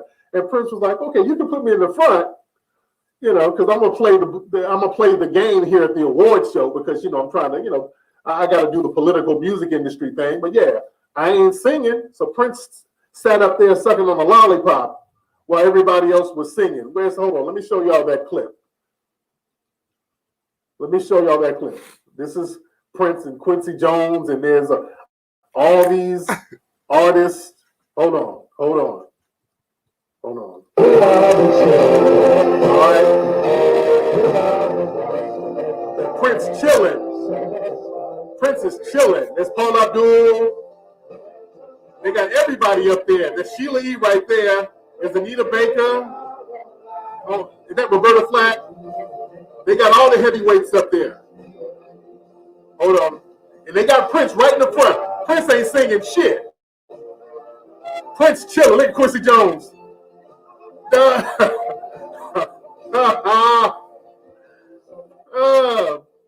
Nigga, Prince was like, man, y'all eat a dick. Prince was like, eat a dick. I ain't singing nothing. Like, y'all ain't about to get my voice on this. Y'all ain't getting me on nothing. If you ain't paying me, fuck you. That's gangster, nigga. People like, oh, Prince being funny style. No, he's gangster with it. I ain't giving you nothing. Y'all better be glad I'm here.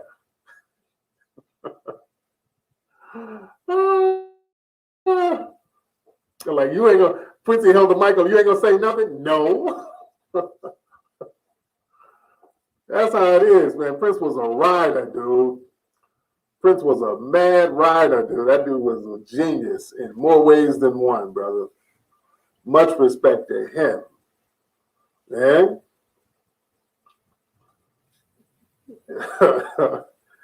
Yeah, man. Everybody knew how Prince could ball. He could play basketball real good. That wasn't just like a Charlie Murphy joke. Everybody said that nigga can get down in basketball. Yeah. But again, man, when folks like Prince was trying to get folks the game, man, Prince was trying to get people the game for years, man. Own your shit, own your shit, own your shit. That's all he respected. If you own your shit, I give you props. I respect niggas who own stuff. But somebody's trying to give you some game, soak that up, man. When somebody's trying to lace you, soak that part of the game up. Anyway, y'all, that's been today's episode of Tariq Radio. We got 8,000 people in here still, but we're in here heavy. Hit that subscribe button. We almost got 160,000 subscribers. I guess I need about 1,000 more to be at 160,000. All y'all people subscribe right now. If you have not subscribed, hit that subscribe button on the bottom right there, guys. And I'm about to be out of here. I hope y'all have a great, safe week, guys. Y'all be good. Go to ogunjuice.com to get your Ogun Juice pepper spray. Family, we got a website coming. The anti-black hate crime database is coming, guys. That's going to be coming this week, as a matter of fact. That's going to be coming this week. The anti-black hate crime database is coming this week. So y'all... Oh yeah, man, there was somebody else involved in the killing of Malcolm X, man. The New York Times just said it, and it's the NYPD that's involved, you know, so shit is deep, yo. Shit is deep, it was deep. Yeah, I was uncover shit like years later, you know. So you gotta really think about it, like.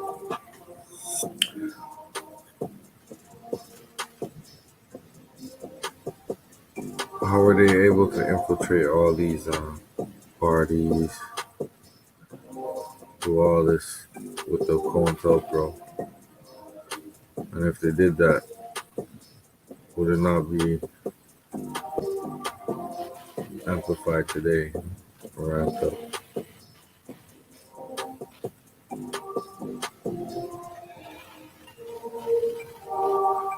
We'll listen to a little bit of Urban X. Shout out to Urban X. They probably have something to say about it too. All I'm saying is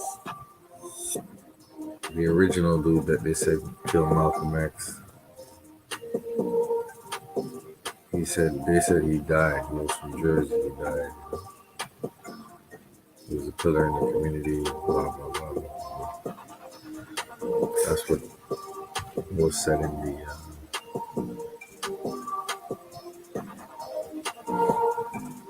in the special. Headline's cool. I don't care for either one. We said we didn't care for either one. Like this, you know, people. Yes, don't give that. Yeah, people hear what they want to hear. The Nation of Islam needs to bring Malcolm X home. The nation. If y'all have no beef with Malcolm, right? And I want to be clear with this. You know how you play for a team for 15 years. Y'all have a messy breakup. Then you go play for another team for a few years. But when everything clears up, they still, put your name in the Raptors for your contributions to. If there is no beef, then bring Malcolm home. If y'all speak a lot about atonement and forgiveness and all of these things, these attributes which make you the righteous, right? Then Malcolm's mistakes, because he made something. Let's be clear with that. I don't want to, Then the ultimate thing would be to put his name on the wall where it belongs. You know what I mean? Here's the ironic thing about the Nation of Islam. They hate Malcolm. But yeah, they hate Malcolm. Yeah. But because the masses of the people love Malcolm, what they do is they constantly remind you who raised Malcolm up. Yeah. Right? They go, Elijah Muhammad. Yeah. Without Elijah Muhammad, he wasn't shit. Right. Nobody else do that. Whoever taught Martin Luther King, whoever taught Noble Drew Ali, whoever taught Marcus Garvey, you don't hear constantly, well, this person, that's like me wanting to big up Jay-Z for his great attributes, but I'm constantly reminding you, Jazzo taught him how to rhyme. Yeah. Well, you know, without Jazzo, he wouldn't rhyme. Imagine hearing that every time you mention Jay-Z's name. It gets a little annoying. Mm-hmm. Here's another quagmire. The Nation of Islam loves Elijah Muhammad. Mm-hmm. But the masses of the people don't have that kind of relationship with Elijah Muhammad because he wasn't the one in the streets. Mm-hmm. Where we got an intimate, not me because I'm too young, intimate relationship. So it's a real weird double standard that goes on. They hate Malcolm, but they will constantly remind you who is responsible for Malcolm. But Malcolm is a traitor to them, right? So this must be really weird to be around his daughters and embracing his daughters and hugging his daughters, and y'all think Malcolm is a fucking traitor. How weird is and icky is that? That means people are out here fronting. I just want to keep it a buck with y'all. And this ain't got nothing to do. This is not an attack on the Nation of Islam. I'm sitting next to a son of mine named Malcolm. I got another son in the room named Elijah. So you understand how I feel about the contributions of these great men and what they have contributed. Yeah. I'm just simply saying, let's call it for what it is. Didn't you think I went to a Muslim? Yeah, like the Learning Tree. Yeah, it's like a Muslim, and it was a Muslim daycare, or not daycare, pre-K to kindergarten. Pre-K to kindergarten, and because your name was Malcolm, I could tell they didn't like that. I could tell by their energy. Yeah. Right. So I began to understand. You know, Malcolm made some mistakes. You know, he snitched. Basically, yeah. Let's keep it a bean. Yeah. Right. Okay. And this is my disposition on that. You don't have to reveal truth, but you cannot defend the lie. Now, what do I mean by that? Okay. Like that. When you're in an organization, in the upper workings of an organization, you see things that should not be divulged to the public under any circumstances. Right? That's how we keep things in-house, unless it's something so horrible that it's eating at your spirit that you have to. Now, with that being said, but once that stuff becomes revealed through other means, do not be the one out there defending a lie. That's real. I understand that. You understand my principles? I understand. So you don't have to be the one to reveal truth, but don't defend lie. And that's what put Malcolm in a weird quagmire. Yeah. You know what I mean? So with that being said, I want my brothers and sisters from the nation to have the same energy when somebody else on their deathbed comes out and reveals who that high-ranking confidential informant, because when all the documentaries, if you notice, they always speak about a high-ranking confidential informant in the nation, but they never tell you who that is. So just have the same energy when somebody on their deathbed doesn't counter what is said here, but adds to the story to ensure you that the Nation of Islam had some doings in what took place. I'm not going to say Elijah Muhammad gave the order to kill Malcolm or that he even knew. And what I mean by that is because he's sitting at the very top of the pyramid. And wasn't he was sick? Yeah, he was a little sickly. But that doesn't mean underlinks looking to make a name for themselves, looking to come up, could not be used. Come on, this is the month of Judas. Yes? Yeah. Could not be used under the guise of other things. We always knew the police department was involved, the FBI and everybody else was in. Just like I never thought Lee Harvey Oswald was the lone gunman who popped JFK's top. Oh, that's a very likely story. With the fucking magic bullet and all of this craziness. Yeah. I never thought James Earl Ray went to a warehouse and randomly sat out waiting for Dr. King to come out on the balcony. Yeah. So we all know all of these high-ranking black militant people who have the potential to change lives had somebody near them or got close enough to them to provide information to make the job easy. Right. That's just the way the FBI works. So I say all of that to say I learned nothing new during this press conference, except maybe the family now can have a lawsuit that goes forward. That's what I think is about to happen. Whenever you see Crump, he's a civil rights lawyer. It's going to be some money involved. Crump, whatever the hell his name is, him. There's going to be some money involved. Some way, somehow. But that doesn't change the fact that we always said the police, with the help of inside help, don't make it seem like this was an outside job. And it's real funny because they, some members of the nation are parading around the daughters who have said nobody from the nation pulled the trigger. But again, if y'all have no beef with Malcolm, bring him home. I agree with that. Roll his name up to the Raptors in his rightful place because he did help build the nation, right? Yeah. And if we are about forgiveness, atonement, and like I said, I'm not going to say he was not wrong. Let's be clear on that. I'm not saying that. Wrong about what? Wrong about perhaps the way he went about. Okay. Dropping that information. Okay. Right? But you're not going to tell me this man who y'all all tout of very high integrity, right? Wouldn't Malcolm, even Farrakhan said he wouldn't eat a piece of candy in between meals, was always on time. The autopsy people said he had the cleanest insides they had ever seen. The FBI surveillance said this guy's a monk compared to King. So, and even when they had him on tape, trying to convince him to go against the Nation of Islam, he held it down. So you can't tell me, man of this integrity, right? Yeah. And so y'all quick to tell me that.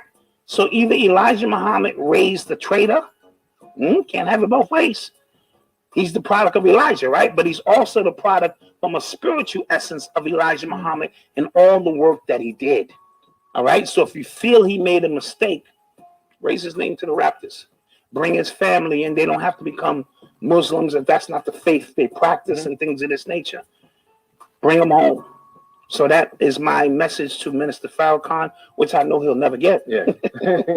You know what I mean? Thanks. And for my Nation of Islam brothers and sisters, all due respect, but we can't have it both ways. You know what I mean? You can't tell me the nation had zero to do with that. Tell me that the bulk of it may have came from the FBI, just like against Fred Hampton and Marcus Garvey and Dr. King. It's the same protocol all the way through. And there was a Judas who was close, somebody inside giving information, festering the situation to make it happen. But I did not and will not say Elijah Muhammad ordered Dr. Malcolm dead or knew anything about it. I'm not even going to take it that far. But you're not going to tell me the Nation of Islam had zero to do with it. I don't want to hear no lectures. I don't want to hear none of that. I'm good. And I'm just sharing my opinion on the situation that this does nothing. This didn't prove anything that we, if we did a little bit of thinking, didn't already know on our own. Yeah. You know what I mean? So I just want to put that out there and have the same energy when somebody else on their deathbed either counters that story or adds something to the story so we finally know who that confidential informant, high-ranking confidential informant is or was in the nation during that time and what information they provided. All organizations have multiple layers to them. You know what I mean? Yeah, it's always funny when somebody from the nation speaks about them just being one of those organizations that cannot be infiltrated. You know what I'm saying? Right. And that's impossible. Yeah, especially in the documentary that came out last year when it talked about the people that came into the nation from jail, stuff like that, people who were of low character but changed their lives around. There's some people that some people can't change their lives. I was about to say that. They just put on a suit, but their energy is the same as it's always been. Yeah. Right? And, so let's be clear with that. Just because you put on a bow tie, don't make you a righteous man. Yeah. Right? So let's be clear. But that's with all of these organizations. You know what I mean? Whether it's the conscious community or a political or economic, there's always things that go on that we're not proud of. But don't, exonerate yourself fully, and then at the same token still call this man a traitor and you hate him. What does the Nation of Islam hate Malcolm for? What do you mean? I'm just asking. Well, somebody made a good point in the chat just now, and apparently we're buffering right now. We're doing our best on our end. We're doing our best on our end to rectify that. But apparently somebody made a good point in the chat that said, well, Malcolm trained a lot of these people to treat the people who went against Elijah Muhammad like an enemy. But the only thing I would say against that is, look how long it's been. There are people who have come into the nation like years, generations after, and still feel that way. So that means it's still being taught. Absolutely. After that, it's still being indoctrinated. And everybody I meet that roll with Elijah Muhammad and his teachings, they all quietly, maybe not publicly, they all will quietly tell you Malcolm is a piece of shit. He's a traitor. He's a Benedict Arnold. Now, publicly, they'll come out, oh, yes, beloved brother, the brother Malcolm, his contributions. I get all that. But quietly, So let's be clear. Raise his name up to the Raptors. Put him where he belongs. And we can have great discussions in the future about the mistakes he made, about the people who taught him and raised him, and things of that nature. All right. Yeah. You are tuned into the sounds of Urban X. Sorry about the choppy thing tonight, man. We're connected directly to our Wi-Fi. I don't know what's happening, but we were just talking about the audio podcast. So if you really want to listen to what we just said, you can go to Apple Podcasts, Google Podcasts. That was a good segue into that. I don't know. Yeah, indeed. So they free Bobby. They free Bobby Shmurda. Bobby Shmurda. So that's tough. Is it? Yeah. Well, first of all, that time didn't he kill somebody? He didn't kill nobody. Who he killed? Didn't he sell drugs or kill somebody? No. So why did he go to jail? For his gang, it was a RICO. Oh, so he didn't really do any of these things. Yeah. His team didn't do any of these things. Allegedly. Okay, so we're celebrating him coming home. Why are we really celebrating him? Because he didn't snitch? I guess. Well, he took extra time for Rowdy. Okay, yes. Rowdy got out. Rowdy got out before he did. That was stand up. That's some stand. That's stand up. And I don't know. Me personally, and this is me just being completely honest with you. When he went in, and people were just like, "Yo, like New York is gonna be until when he get out." I didn't see why. You know what I'm saying? He had 2 songs I like, and I'm just kind of like, I'm indifferent to a lot of people. So. But that's dope for him and his family that he's out. That's absolutely great on you. But like, I'm just kind of now, and I'm gonna tell you the reason I asked that question is because now that he's home, what does it mean? Right. What does it mean? Did he learn anything when he sat down? In the spirit of Malcolm, Malcolm did all of those things, right? But when Malcolm had a chance to still himself and learn the teachings of Elijah Muhammad through Master Farad Muhammad, it by him being still. He was able to receive the message. He came out different. Now, I'm not saying Bobby Shmurda is supposed to come out as Malcolm X or Bobby X. That's not what I'm saying. But will he go back to what he was doing? You know what I'm saying? Back, because shouldn't that be illegal for him to interface with any gangs? Isn't that a violation parole? I don't think he's on parole. I think he's out. Oh, okay. So now he can just do what he wants to do. Okay. That's why I like. So I'm curious to see in his music, in his action, in his ways. Oh, will there be now? Let me be clear. I'm not getting on some holier than thou shit. I'm not saying he should just come out and I was about to say any of that. But I just want to see over the course of his next couple of moves, what did he learn about being incarcerated? What did he learn about his influence on younger people? And all right, so then we shouldn't be He's coming out in he went in, and when he went in, he was at the height of kind of like, not the height, but he's coming out on a really different time in Brooklyn, especially Brooklyn music. That Brooklyn trap drill scene is. I'm tired as hell. Daddy booties. Respect for tuning in, but that's what it is, man. You know what I'm saying? Don't be fooled, man. You know what I'm saying? A lot of misinformation out here. But we all know that. Just see what's really good out here. Peace to the gods and earth and everybody. You know what I'm saying? All the righteous people. The rest is, you know what I'm saying? I'm signing out. It's your boy Mike Miller. You know my slogan, keep it real in the field. Forget how you feel.